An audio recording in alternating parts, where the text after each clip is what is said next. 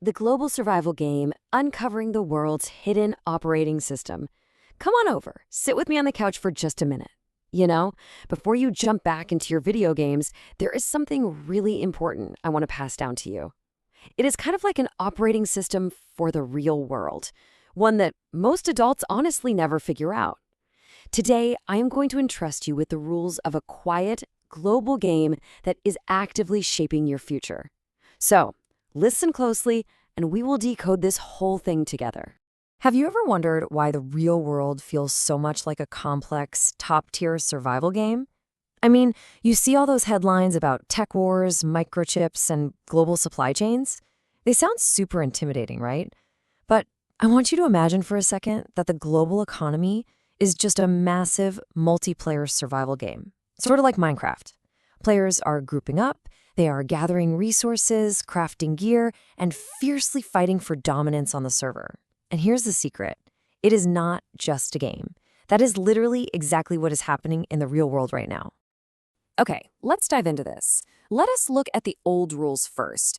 Back in the day, players worked together using this brilliant concept called comparative advantage. Think of it like this. If you are, say, 10 times faster at mining than your teammate, but they are 2 times faster at building castles, should you try to do everything yourself? No, of course not. You let your teammate mine, while you focus on what brings the biggest reward, building the ultimate high-end castle. For decades, Taiwan has basically been that ultimate castle builder. They have been crafting the world's most advanced microchips, while other nations supplied the raw materials and did the assembly. It was a perfect, incredibly efficient team. Old world, globalization and teamwork versus new world, friendshoring and safety anxiety. Well, human nature is often driven by fear. We have shifted away from that old world of teamwork into a totally new world dictated by friendshoring and what we call safety anxiety. The biggest players, the ones actually funding the game, they started getting nervous. They thought, wait, what if the people building my gear just suddenly stop?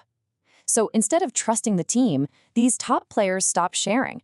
They started trying to build everything in their own backyards, choosing to only work with their closest allies. The teamwork broke down, all because everyone wants absolute security. The late-night chip cafe, a geopolitical poker game. To really picture this, imagine shrinking this massive global conflict down into a single, moody, neon-lit cafe late at night.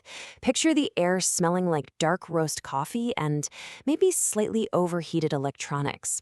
The world's biggest geopolitical players are all gathered around this large walnut table, playing a super high-stakes game of poker, silently negotiating the brand new rules of our totally fractured global supply chain. Sitting right at the head of the table is the United States. In our cafe, imagine them as a sharp-suited golden retriever, just swirling an iced Americano, staring everyone down with an uncompromising gaze. Their stance is basically, I don't just want to win, I want to set the rules. All core code and high-end production lines must use my standards. It is all about absolute control for them. Their ultimate goal is to bring that top-tier manufacturing straight back home, subsidizing absolutely whatever it takes to ensure the core tech stays strictly within their own borders. Now, over in the shadows at the opposite end of the table sits China, embodied here as a quiet, deeply patient Tibetan Mastiff.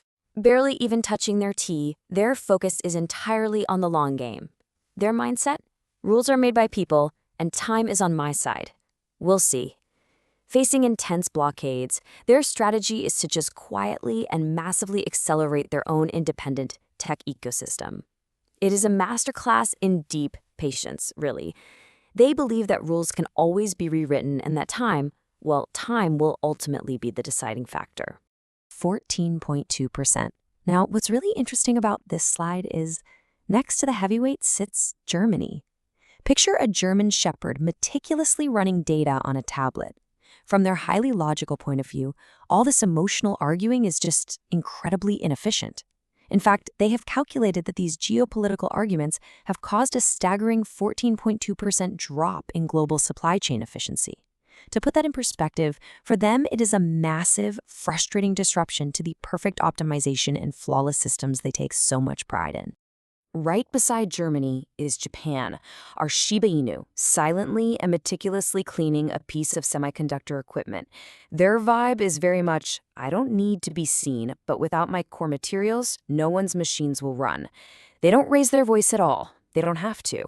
They hold this quiet, absolute power over the essential high-end materials that literally everyone else at the table needs. They know for a fact that without their uncompromising craftsmanship, none of the other players' machines will even turn on. Meanwhile, you've got India and Vietnam. Imagine them as our energetic pariah dog and super pragmatic ridgeback. They are sitting there thinking, while the big bosses argue, we'll gladly take all the software outsourcing and factory orders. They genuinely see all this big boss infighting as a massive opportunity. With arms wide open, they are enthusiastically scooping up the overflow of capital and factory orders just spilling out from the feud. If you watch them carefully, they display incredible grit, working relentlessly to secure their own rise in the game. Over by the window, the European perspective is, well, it is quite different. France, the French bulldog, and the UK, the bulldog. They are over there saying, without freedom and aesthetics, tech is just scrap metal. We'll stick to our financial observation seats. They watch the whole room with this kind of dark humor, swirling wine, sipping Earl Grey tea. They are perfectly content to maintain their historic roles in financial clearing and systemic order, elegantly observing the chaos from a very comfortable distance. Then there is South Korea. Picture an intense Pomeranian, looking anxiously around the entire room. They are stressing out, thinking, I must be number one with my high bandwidth memory so I don't get left behind. Honestly, let this be a cautionary lesson. There is this really deep-seated anxiety driving them. They feel like they absolutely must maintain supremacy in memory tech, pushing themselves relentlessly just to ensure they keep a narrow lead and hold on to their hard-earned seat at this incredibly competitive table. Hovering right on the edge of the discussion is Thailand, the warm Thai ridgeback. They are essentially asking, isn't it better if everyone makes money together? It is a gentle attempt at mediation, really. Their philosophy is beautifully simple and pragmatic. Why on earth should we fight when we could all just cooperate and prosper in peace? And finally, sitting dead center in the eye of the storm is Taiwan, a gentle but incredibly observant mixed breed. Their silent realization is, I understand everyone's moves, but I don't have to say it. I quietly hold the indispensable core lifeline, watching the entire room, reading absolutely every motive. Taiwan remains totally silent, but immensely powerful. Because at the end of the day, the game is not decided by who shouts the loudest. It is decided by the one who quietly holds the most indispensable core lifeline. The rules of the game fundamentally changed, so what does this mean for your future? Okay, let's step out of the cafe now and come right back here to the couch. This is where I really need you to pay the closest attention. When players stop sharing and start building their own separate factories, the cost of everything goes up. This macro-level chess match we just looked at, it directly impacts your future. It is going to decide what jobs will be available and exactly where the world's wealth is going to flow. The bullish view versus the bearish view. So the crucial point is, you have to learn the vocabulary of the wealthy elite to understand this dual reality. On one side, we have the bullish view, a massive AI breakthrough and productivity boom. Companies that master AI are going to see absolutely explosive wealth. But on the flip side, we have the bearish view, huge geopolitical risks and overvalued tech stocks. Because of all that tension we just observed in the cafe, the market is incredibly volatile. One wrong move by a major player and prices could literally crash. Your personal survival guide for the new era. Look, I want to give you a personal survival guide.